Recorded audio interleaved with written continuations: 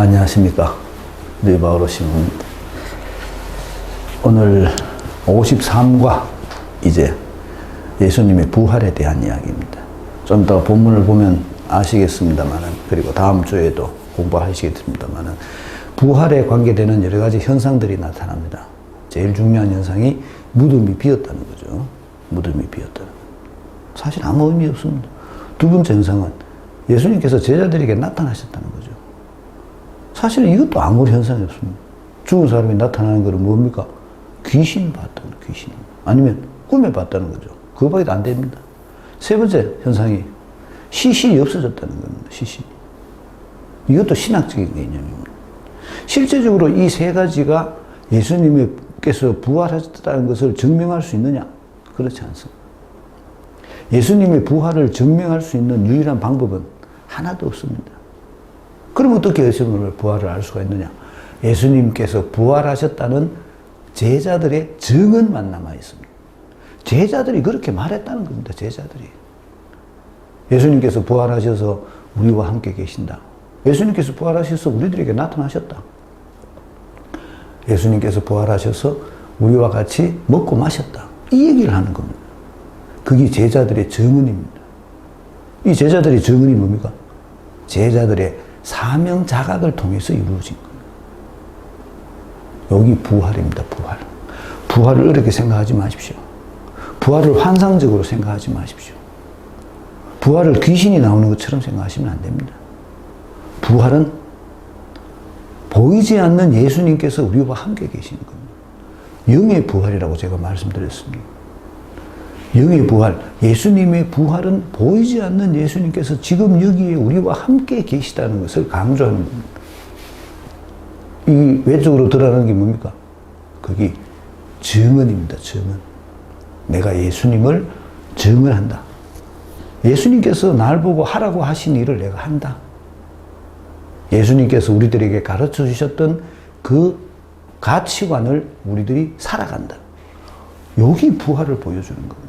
그렇기 때문에 궁극적으로 그리스도교 신앙은 삶의 종교입니다. 삶의 종교. 내가 어떻게 살아가느냐. 내가 어떤 모습으로 살아가느냐. 이게 우리들에게 부활을 보여주는 거죠.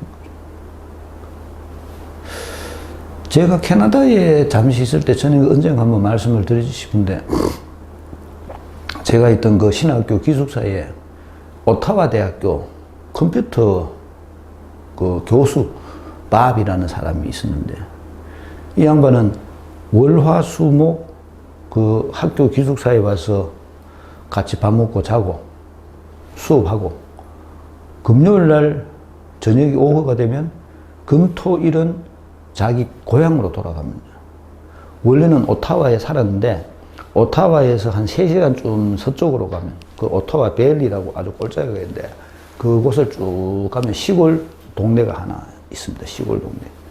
그 시골 동네에 가서 집을 마련해서 거기서 자기 부인하고 둘이 살고 있습니다.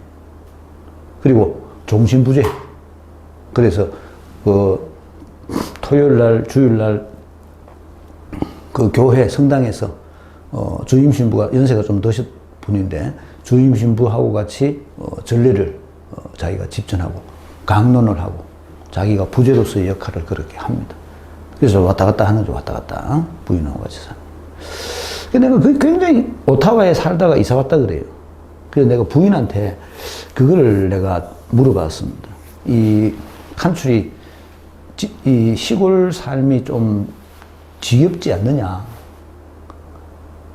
시골에서 사는 거하고 도시에서 사는 거하고, 도시에 사는 것보다 시골에 사는 게 좀 지겨울 수도 있고 재미가 없을 수도 있고 좀 불편할 수도 있고 이런 것이 있지 싶은데, 너는 어떻게 생각하느냐 하는 소리가, 나는 단순한 삶을 원한다. 먹고 싶으면 먹고, 책 보다가 잠 오면 자고, 지겨우면 산보하고, 성경책 보고, 세상적인 욕심이 아닌 그냥 단순하게. 사실은 말이 쉽지 그게 보통 어려운 일이 아닙니다. 왜 그런가 하면 자기 욕심을 제어해야 되기 때문에 그렇습니다. 내가 단순한 삶을 살기 위해서는 세상적 욕심을 버려야 됩니다. 그래야 단순한 삶을 살 수가 있습니다. 근데 대부분의 사람들은 세상적 욕심 때문에 세상 속에 파묻혀 삽니다. 내가 알고 있는 어떤 자매님, 내보다 한 살 적으니까 나이도 많죠? 내가 그런 얘기를 했습니다. 닌 이때까지 일도 많이 하고 쇠빠지게 고생했는데 앉아 좀 인생을 좀 즐기면서 편하게 살아라. 요즘도 일하러 가요. 와거라노. 한 소리가. 저 아들이 하나 어디 저기 뭐 충청도 어딘가 그가가 직장 생활을 하는데 결혼할 때 집이라도 하나 구해줘야 안 되겠나? 그게 세상 사람들이 가지고 있는 생각이에요. 부활의 삶이 뭔가 우리가 금방 알 수가 있습니다. 내가 어떤 모습으로 살아가느냐, 내가 무엇을 추구하면서 살아가느냐, 이게 내가 어떤 가치관을 따라서 살아가느냐라는 것을 보여주는 겁니다. 그게 예수님의 부활을 보여주는 삶입니다. 부활을 어떻게 생각하지 마십시오. 부활을 너무 신학적으로 접근하려고 하지 마십시오. 그건 백날 설명해줘도 이해가 안 됩니다. 핵심은 예수님께서 가르쳐 주신 삶을 내가 사는 것이 바로 부활이다. 내가 그분의 가르침에 따라서 사는 것. 그게 바로 그분의 부활을 보여주는 일이다. 우리의 삶은 예수님의 부활을 보여주는 삶이 되어야 됩니다. 그게 신앙인의 삶입니다. 본문 한번 읽어보겠습니다. 주간 첫날 이른 아침 아직도 어두울 때에 마리아 막달레나가 무덤에 가서 보니 무덤을 막았던 돌이 치워져 있었다. 그래서 그 여자는 시몬 베드로와 예수님께서 사랑하신 다른 제자들에게 달려가서 말하였다. 누가 주님을 무덤에서 꺼내갔습니다. 어디에 모셨는지 모르겠습니다. 베드로와 다른 제자는 밖으로 나와 무덤으로 갔다. 두 사람이 함께 달렸는데 다른 제자가 베드로보다 빨리 달려 무덤에 먼저 다다랐다. 그는 몸을 굽혀 아마포가 놓여 있는 것을 보기는 하였지만 안으로 들어가지는 않았다. 시몬 베드로가 뒤따라와서 무덤으로 들어가 아마포가 놓여 있는 것을 보았다. 예수님의 얼굴을 쌌던 수건은 아마포와 함께 놓여 있지 않고 따로 한 곳에 개켜져 있었다. 그제야 무덤에 먼저 다다른 다른 제자도 들어갔다. 그리고 보고 믿었다. 사실 그들은 예수님께서 죽은 이들 가운데에서 다시 살아나셔야 한다는 성경 말씀을 아직 깨닫지 못하고 있었던 것이다. 그 제자들은 다시 집으로 돌아갔다. 마리아는 무덤 밖에 서서 울고 있었다. 그렇게 울면서 무덤 쪽으로 몸을 굽혀 들여다보니 하얀 옷을 입은 두 천사가 앉아 있었다. 한 천사는 예수님의 시신이었던 자리 머리맡에, 다른 천사는 발치에 있었다. 그들이 마리아에게 여인아 왜 우느냐 하고 묻자 마리아가 그들에게 대답하였다. 누가 저의 주님을 꺼내갔습니다. 어디에 모셨는지 모르겠습니다. 이렇게 말하고 나서 뒤로 돌아선 마리아는 예수님께서 서 계신 것을 보았다. 그러나 예수님이신 줄은 몰랐다. 예수님께서 마리아에게 여인아 왜 우느냐 누구를 찾느냐 하고 물으셨다. 마리아는 그분을 정은지기로 생각하고 선생님께서 그분을 옮겨가셨으면 어디에 모셨는지 저에게 말씀해 주십시오. 제가 모셔가겠습니다 하고 말하였다. 예수님께서 마리아야 하고 부르셨다. 마리아는 돌아서 히브리 말로 라쁘니 하고 불렀다. 이는 스승님이라는 뜻이다. 예수님께서 마리아에게 말씀하셨다. 내가 아직 아버지께 올라가지 않았으니 나를 더 이상 붙들지 말라. 내 형제들에게 가서 나는 내 아버지시며 너희의 아버지이신 분, 내 하느님이시며 너희의 하느님이신 분께 올라간다 하고 전하여라. 마리아 막달레나는 제자들에게 가서 제가 주님을 배웠습니다 하면서 예수님께서 자기에게 하신 이 말씀을 전하였다. 시간이 나옵니다. 굉장히 중요합니다. 주간 첫날 이른 아침, 아직도 어두울 때에 주간 첫날 이른 아침은 제가 말씀드린 대로 안식일이 끝나자마자 이 말입니다. 안식일은 원래 금요일 저녁부터 토요일 저녁까지입니다. 해 빠질 때까지가 안식인데 해가 빠지고 난 후에 밤에 여자가 무덤을 어떻게 가겠어요? 무서운데. 그래서 해가 뜰 때까지 기다렸던 겁니다. 그게 안식일 다음날 이른 아침입니다. 예배당 사람들은 부활 연합 예배하면서 새벽에 4시쯤 합니다. 안식일 다음날 이른 아침에 부활하셨다고. 그냥 상징적인 시간이죠. 막달레나가 예수님의 빈 무덤을 발견한 시간이 그때라는 겁니다.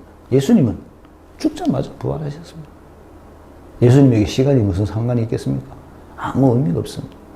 근데 그 여자의 입장에서 보면, 여자 입장에서 주간 첫날 저녁, 주간 첫날 이른 아침, 여자가 무덤에 갈 수 있는 가장 빠른 시간, 그러면서 덧붙입니다.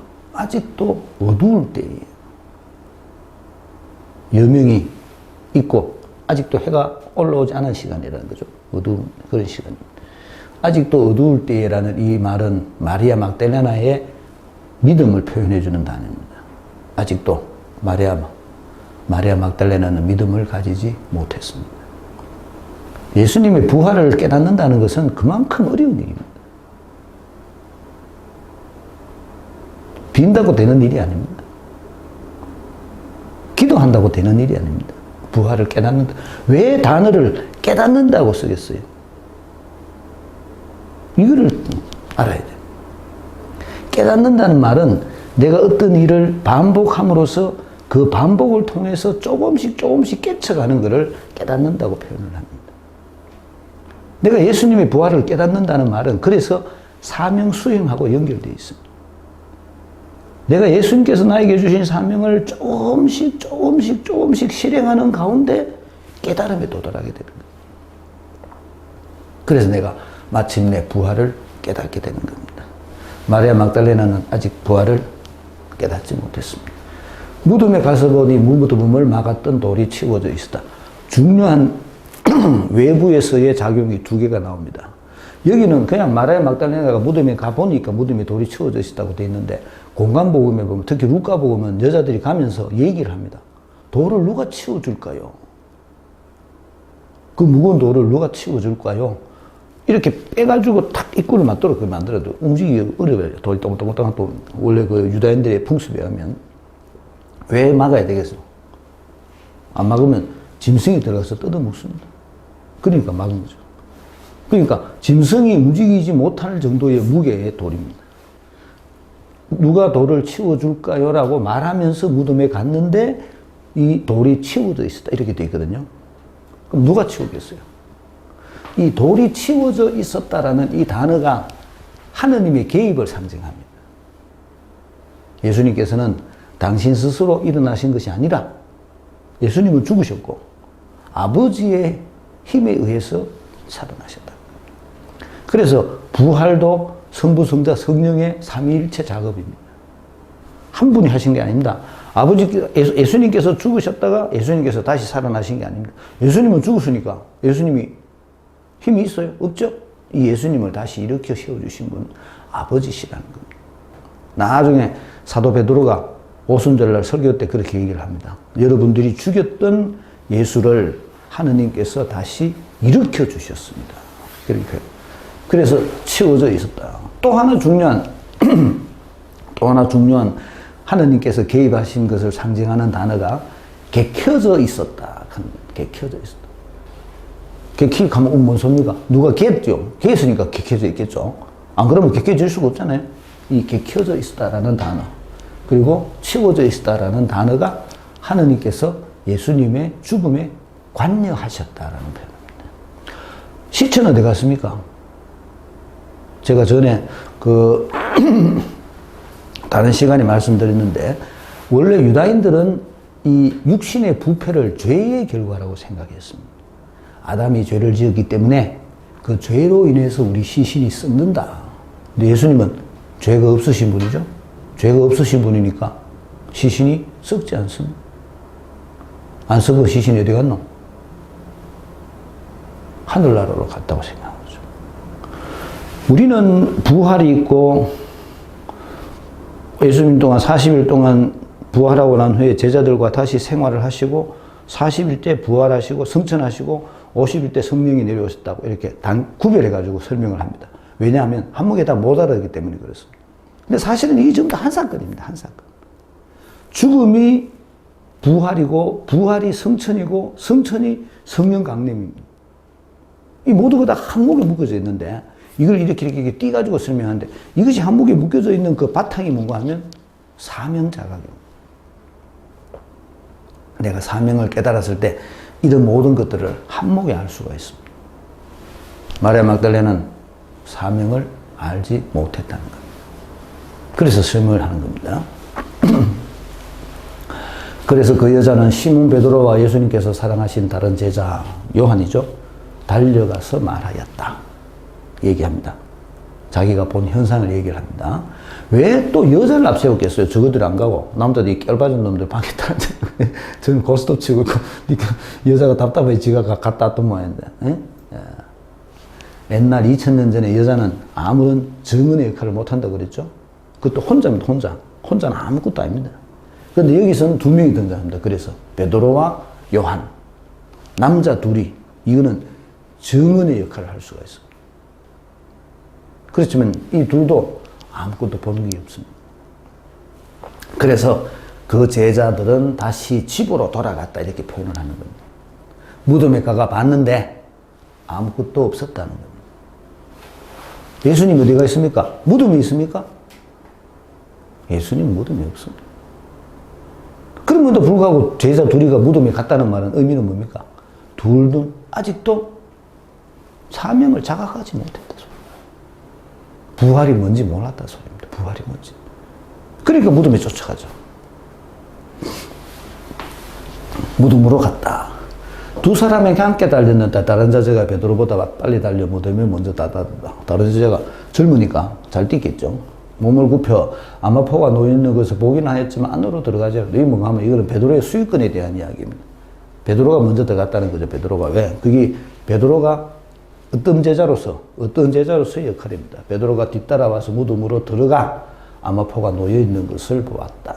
왜 아마포를 자꾸 강조하겠어요? 시신을 아마포로 쌌잖아요. 그러니까 아마포만 있다는 말은 시신이 없다는 소리입니다.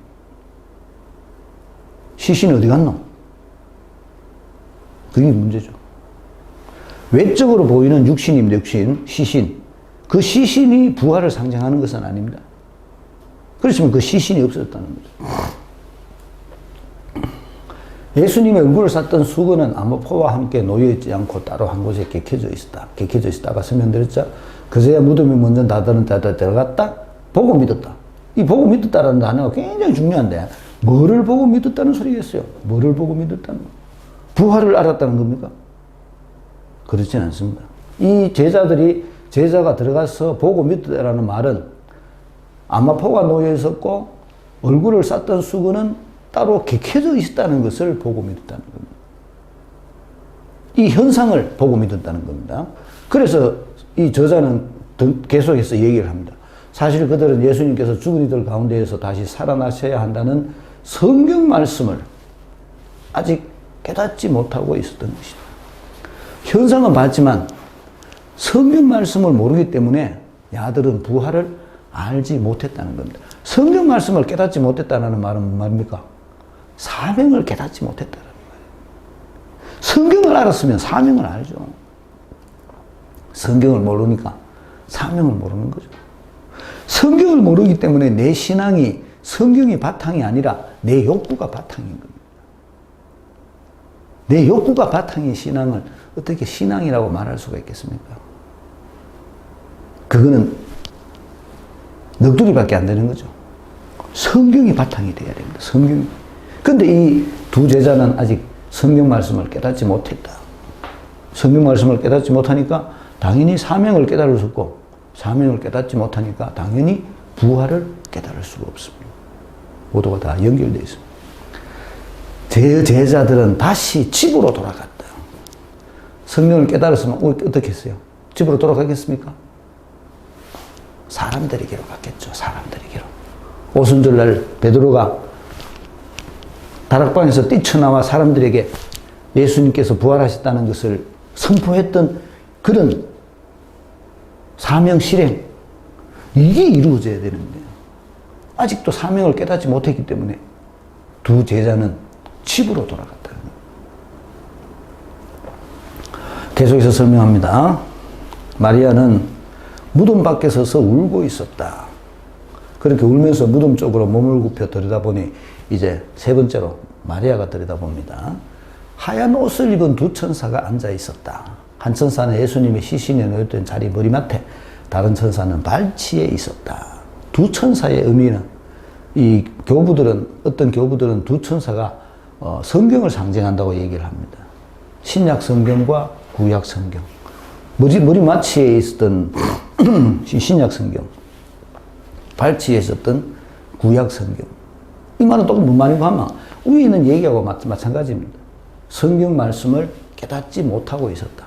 마리아 막달레나도 성경 말씀을 깨닫지 못하고 있었다는 겁니다. 중요한 표현을 하죠. 여인아, 많이 나오죠? 여인이시여 여인아. 이제 부활의 단계로 접어드는 과정입니다. 서서히 그 깨달음의 길로 가기 위한 발언입니다. 여인아 왜 우느냐 하고 묻자 마리아가 그들에게 대답하였다. 누가 저의 주님을 꺼내갔습니다. 누가 저희의 주님을, 누군가의 개입을 상징합니다. 누군가의 개입. 아까 어디서 봤죠? 치워져 있었다, 개켜져 있었다. 누군가가 예수님에게 개입했다는 겁니다. 어디에 모셨는지 모르겠습니다. 꺼내갔는데 어디에 모셨는지는 모르겠다. 나는 아직도 눈이 어두운 상태다. 마리아 막달레나가 스스로 고백하는 겁니다. 나는 아직 성경 말씀을 깨닫지 못한다. 나는 아직도 눈이 어두웠다. 나는 아직도 부활이 뭔지를 모른다. 이 소리입니다. 이렇게 말하고 나서 뒤로 돌아서 마리아는 예수님께서 서 계신 것을 보았다. 예수님께서 등장합니다. 빨리 등장하죠. 근데 이 등장은 사실은 여인에 대한 등장이기 때문에 아무런 어떤 그 증거로서의 효력이 없습니다. 예수님께서 마리아에게 여인아 왜 우느냐, 누구를 찾느냐. 또 여인이죠. 여인아 왜 우느냐, 누구를 찾느냐. 누구를 찾느냐는 어디서 싸웁니까?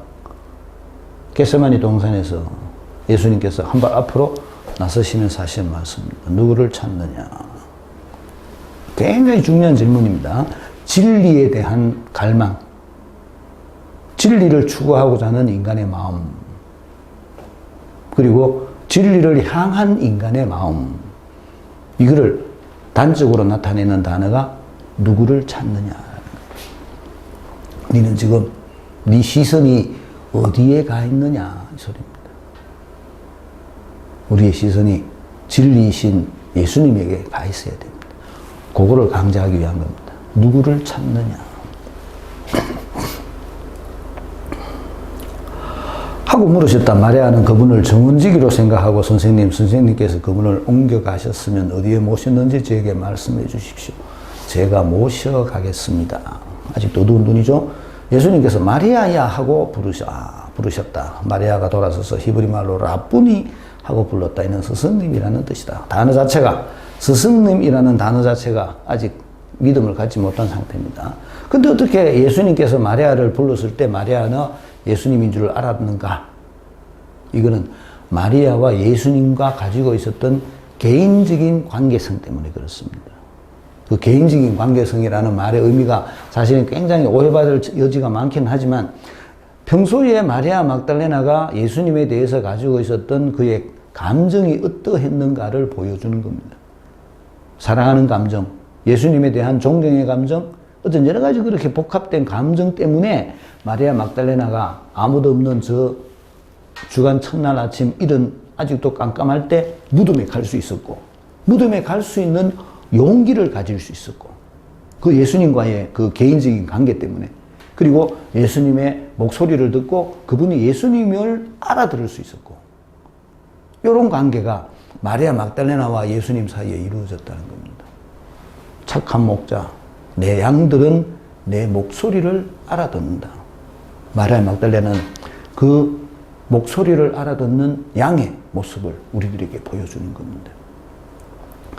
굉장히 중요하지만 어려운 이야기들입니다. 우리 신자들이 예수님의 목소리를 알아들을까요? 글쎄요. 우리가 예수님의 목소리를 알아듣기만 해도 사명 자각에 도달할 수가 있습니다.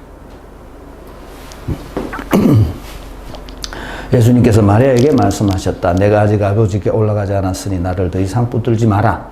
내 형제들에게 가서 나는 내 아버지시며 너희의 아버지신 분, 내 하느님이시며 너희 하느님이신 분께 올라간다 하고 전하여라. 이게 앞부분에 나오는 이야기죠. 1장부터 나왔던 얘기들입니다. 1장부터. 이제 예수님은 아버지, 예수님, 제자와의 연결성을 같이 끼워 넣는 겁니다. 이때까지 계속 설명했습니다. 아버지께서 주신 사명을 수행하러 오신 예수님, 그리고 이제부터는 예수님께서 주신 사명을 수행하려는 제자들, 그 연결성이 이루어집니다. 지난번에 동그라미 그리셨었죠. 동그라미. 그 동그라미를 통해서 이제 제자들이 예수님께서 하셨던 일을 계속 해 나가게 된다는 겁니다. 그게 부활이라는 겁니다. 그게. 하면서 예수님께서 전하여라. 마리아 막달레나는 제자들에게 가서 제가 주님을 배웠습니다 하면서 예수님께서 자기에게 하신 이 말씀을 전하였다. 정은 할 수 없는 얘기라 그랬죠. 그렇지만 제자들에게 사명 자각의 모티브를 제공한 것이 마리아 막달레나라는 겁니다. 마리아 막달레나가 예수님에 대해 가지고 있었던 그의 개인적인 이 친밀성, 개인적인 사랑의 마음이 제자들로 하여금 사명을 자각하도록 하는 계기를 만들어 줬다는 겁니다. 그 얘기를 지금 하고 있습니다. 53과 부활하시다. 20장 1절부터 18절까지. 시간 등장인물 돌이 치워져 베드로에게 가서 말아. 무덤에서 꺼내갔다. 베드로는 무덤으로 먼저 달려갔다. 아마포를 보았다. 들어가지는 않았다. 베드로가 들어가라. 수건은 깨켜져 성경 말씀을 깨닫지 못한 것. 집으로 무덤 밖에서 울고 있었다. 두 천사 머리맡에 발치에 예수님을 보았다. 몰랐다. 여인아 왜 우느냐. 누구를 찾느냐. 제가 모셔가게 마리아야. 형제들에게 가서 올라간다고 전하여라. 제가 주님을 배웠습니다. 제가 주님을 배웠습니다라는 말은 그냥 이렇게 얼굴 봤다 소리가 아니고 사명을 받았다 소리입니다. 이제 마리아 막달레나가 제자들에게 사명 자각의 모티브를 제공하는 겁니다. 1번 시간과 등장인물이 중요합니다. 찾아봅시다. 주간 첫날 이른 아침 아직도 어두울 때에 마리아 막달레나가 갔다. 표현합니다. 아까 제가 설명드렸죠. 2번 아직 어두울 때와 연관된 성경 구절을 찾아봅시다. 아직 어두울 때에 이거는 믿음이 없는 상태라 그랬죠. 믿음이 있는 상태 여러 가지 쭉 나옵니다. 밖에 서서 울고 있었다. 11절 13절 어디다 모셨는지 누가 꺼내갔습니다. 어디다 모셨는지 모르겠습니다. 15절 저에게 말씀해 주십시오. 제가 모셔가겠습니다. 부활을 안다는 것은 어려운 일입니다. 우리 매일 좀 있으면 사순절이고 또 4월달 되면 부활 대축일을 지내지만 우리가 지내는 것은 예식이고 그냥 형식이지 정말로 그 의미를 깨닫고 몇 명이나 참석하겠어요. 부활을 안다는 것은 내가 사명을 깨닫는 일인데 사실은 굉장히 어려운 일입니다. 왜 우리 신자들이 사명을 깨닫지 못할까? 제가 그걸 또 열심히 또 연구를 해보니까 제일 큰 이유는 자기가 가지고 있는 세상적 욕망에서부터 벗어나지를 못하는 겁니다. 자기가 가지고 있는 세상적 욕망에서 벗어나지 못. 두 번째는 성경을 몰라서 그렇습니다. 성경을 몰라서. 사명을 깨달으려면 성경을 봐야 됩니다. 내가 성경을 공부하는 중에 사명을 깨닫게 되고 성경을 공부하는 중에 세상적 욕망으로부터 내가 조금씩 자유로워지게 됩니다. 그게 그렇게 되지 않고서는 절대 사명을 깨달을 수 없습니다. 안타깝게도 대부분의 신자들은 성당에 오는 이유가 세상적 욕망 때문에 성당에 옵니다. 그러니까 될 리가 없죠.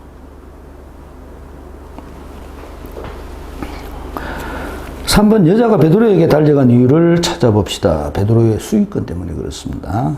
베드로는 새로운 공동체의 어뜸입니다. 4번 아마파와 수건의 위치와 모양을 기록해 놓은 이유가 무엇일까요? 하느님의 개입이라고 말씀드렸습니다. 하느님께서 그를 일으키셨다는 겁니다. 5번 그들이 주님의 부활을 깨닫지 못한 이유를 성경은 무엇이라고 말합니까? 성경을 깨닫지 못했다는 겁니다. 성경 말씀을 깨닫지 못하면 사명을 깨달을 수가 없습니다. 사명을 깨닫지 못하면 부활을 할 수가 없어요. 우리는 자꾸 부활을 꿈에 뭐 나타나는 거, 뭐 어디 가가 뭐 이상한 걸 보는 거, 이런 거라고 생각하는데 절대 그렇지 않습니다. 신앙은 지극히 현실적인 겁니다. 지극히 현실적인 겁니다. 그런데 우리들은, 대부분의 신앙인들은 신앙을 무슨 신비로운 일이 일어나는 것이라고 생각합니다. 기적이 일어나는 것을 신앙이라고 생각합니다. 절대 그렇지 않습니다. 6번, 그들이 다시 집으로 돌아갔다는 것은 무엇을 뜻하는 문장일까요? 깨닫지 못했다는 거죠. 그렇게 집으로 간 겁니다. 7번, 무덤 안에 앉아있던 두 천사는 무엇을 상징할까요? 제가 아까 신약 성경, 구약 성경이라고 말씀드렸죠. 8번, 마리아를 부르신 예수님의 호칭이 중요합니다. 뜻을 찾아봅시다. 앞에서 많이 나왔습니다.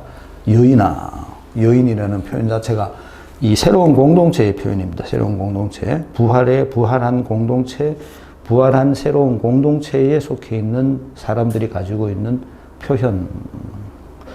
내일 모레 연중 5주인데 예수님께서 어떤 그런 여러 가지 중요한 단어가, 그런 거 있죠. 마태복음의 산상설교에 여자를 보고 음욕을 품는 것 자체가 죄다, 그런 표현을 하잖아요.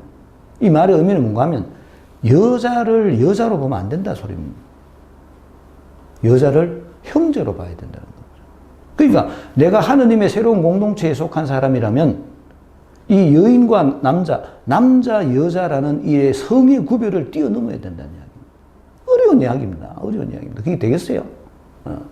그런데 이 여인아라는 표현이 바로 그런 성의 구별을 뛰어넘은 이야기입니다. 9번, 예수님께서 마리아에게 말씀하신 제자들에게 전하라는 말의 뜻은 무엇일까요? 사명 자각이죠. 빨리 깨달아라. 루카복음 나오는 이야기입니다. 루카복음 24장 47절. 아마 엠마오의 길을 가는 제자들 이야기들이 겁니다. 10번, 마리아의 증언을 적어봅시다. 마리아가 이렇게 증언합니다. 제가 주님을 배웠습니다. 무슨 소리라고 했어요? 내가 사명을 깨달았습니다. 라는 소리.